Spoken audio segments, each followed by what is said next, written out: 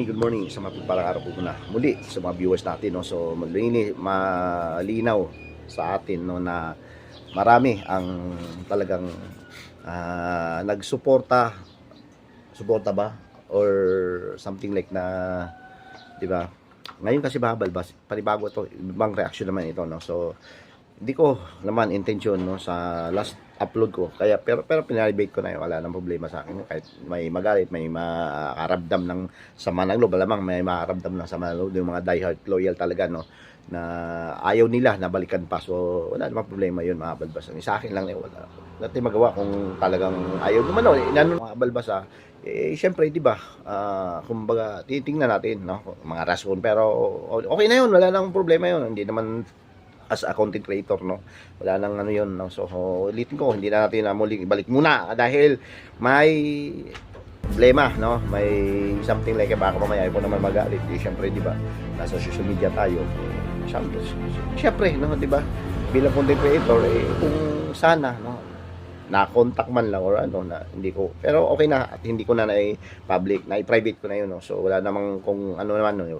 dispensa, sorry muli, no. So yun po.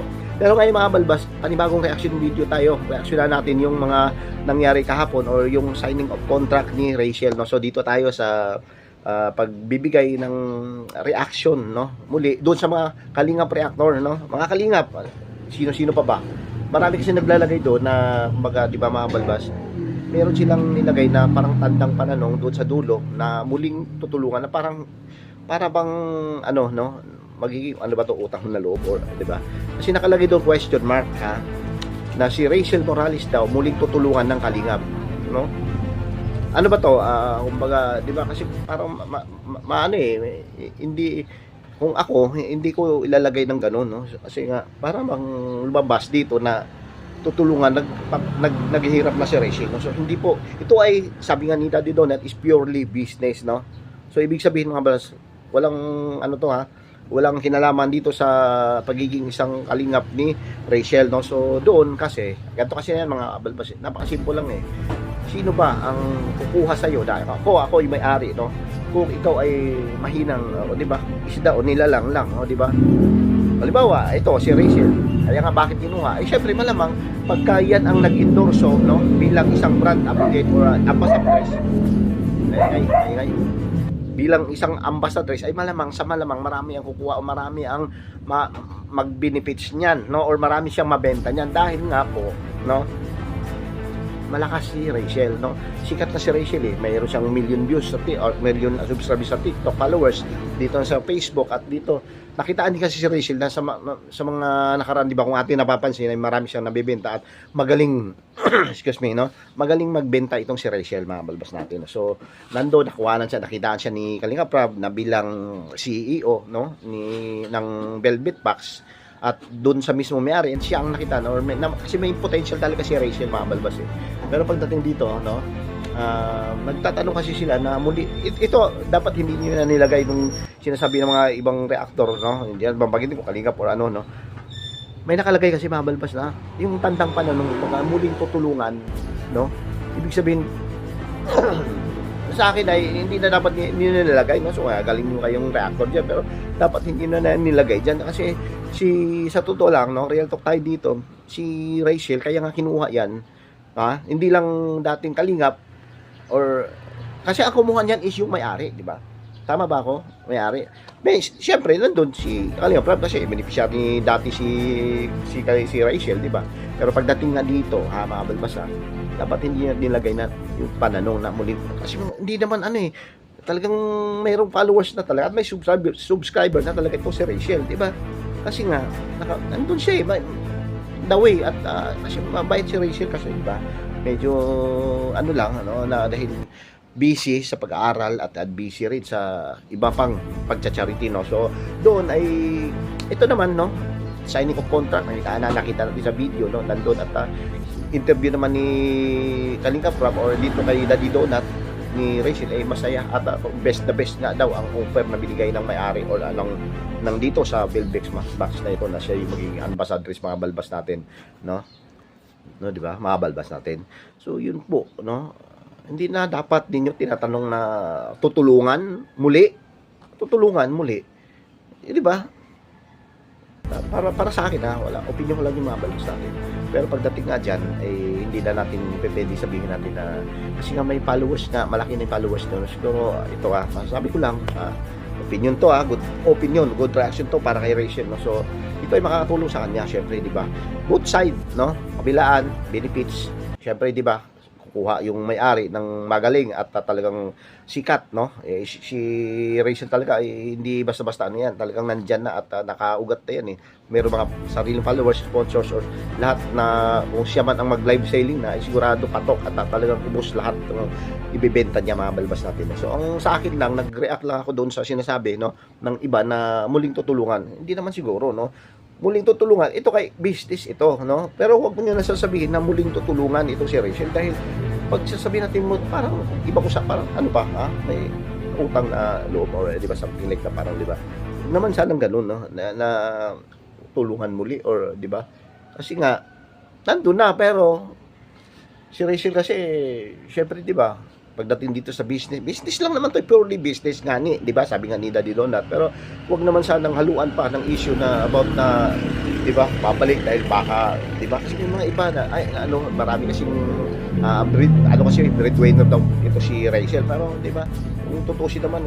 kayang-kaya ni Rachel kahit hindi wala yan, no, sa totoo lang sigurado dahil marami siyang ito, pagla-live lang niya meron na mga palipad pa sponsors, di ba, at meron din siyang kumbaga, di ba, pag-charity, syempre meron ding use yan doon sa personal vlog niya, di ba, o sa charity vlog niya, syempre, di ba. Pero pagdating dito na sabi mo na si Rachel ay parang lumabas kasi na may utang na loob, no, na muling tutulungan. Pero syempre sa ganun pa man, balbas natin ay wala namang kung saan man yun. Sa akin lang ay yun ang nakita natin, no. So sana ito, no, magandang opportunity, nandyan, blessings, maapaw. Sabi nga ni Rachel muli, no, the best po ang binigay ni Kalingap Rob. Hindi naman talaga siya, no, talagang sabihin natin na iniwanan or kinalimutan ni Kalingap Rob. Kasi kung ating maalala, no, refresh natin, siya po yung unang beneficiary ng Kalingap na tinulungan, no, pabahayan, nabigyan ng pag-asa na mag-aral, nabigyan ng pag-asa na makilala. At dito nag-decide na magkaroon siya ng panibagong may channel, no. So ang sa atin lang advantage na talaga at kagandahan lang dito kay Rachel, mga balbas natin, dahil hindi siya kumbaga, di ba, against or tumiwalag na may sinasabi. Si Rachel nung umalis ba or naghiwalay kasi pinaghiwalay sila ni Kuya Bal doon sa mismo, or di ba si Roel pala yun, no, nagiging kumbaga, di ba, dependent na siya kasi may nagkaroon siya ng channel, no. So nag-decide siya kahit although na nag-aaral siya, ito kasi si Rachel talagang no, maganda yung niya tsaka matibay, no. So sa halip or sa mga nangyari kasi, no, dahil alam naman natin na may mga problema pero matibay at matatag pa rin siyang kumbaga, di ba.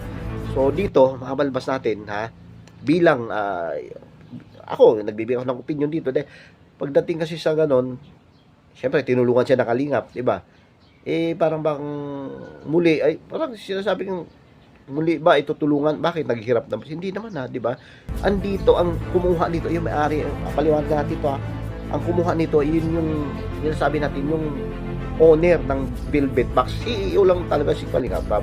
Pinakitaan kasi ni, siguro, no, nag-suggest si Kalinga Prab na ito, kuhanin natin dahil ito ay may potential talaga na makabenta tayo ng malaki-laki or marami dahil nga sa marami itong followers or sikat na itong si Rachel, no. So hindi lang sikat, maganda si Rachel, walang ano, no, talagang makikita natin na parang akala nga nila na siya yung may-ari, ano. So yun po, mabalbas natin, no. So nakuha, no, nabigyan ng kontrata dito at lahat may benefits, no, both benefits. Ito malaking ano to, malaking kumbaga benefits ang makakuha nito ni Rachel at malaki din ang makukuha benefits dito sa may-ari, no. So ganun din, no, sa lahat at overall dito ay maganda yung result dito, sigurado tayo dahil for sure mauubos talaga ang benta or mauubos talaga benta yung mga kumbaga, di ba, items na ibebenta ni Rachel. Sa Wednesday po ito, support natin ito. So yun po, wala nang negative, habalbas natin, positive lang tayo dito at mabibigay tayo ng magandang reaction kasi nung halimbawa nagre-recall pala tayo ay maraming nasasaktan. So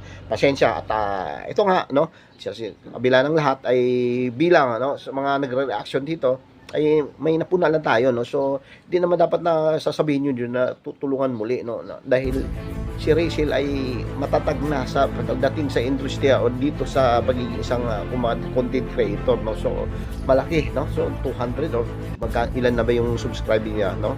So doon at kahit naman magla-live yan ay nandyan pa rin yung mga viewers niya, no. So solid at talagang loyal sa kanya, mga bro. So yun lang naman po ang atin, no, ang reaction natin ay yun, no, si Rachel ay nagkaroon at may panibagong blessing na dumating sa kanyang buhay ngayon, no. So pag-asa na magkaroon pa ng mas maganda pang kumbaga, di ba, buhay na meron at kailangan niya yan sa ngayon dahil lalo nag-aaral pa si Rachel Morales at saka sa pagtulong din, no, kasi siya po ang alam ko, no, na siya ang maalalay sa mga kasama or sa mga kamag-anak, pamilya niya, lalo na doon sa financial problem mga kampas natin. So yun lang po, at tayo sa pagpapalang araw po muna. God bless at mabuhay po tayo. Bye bye.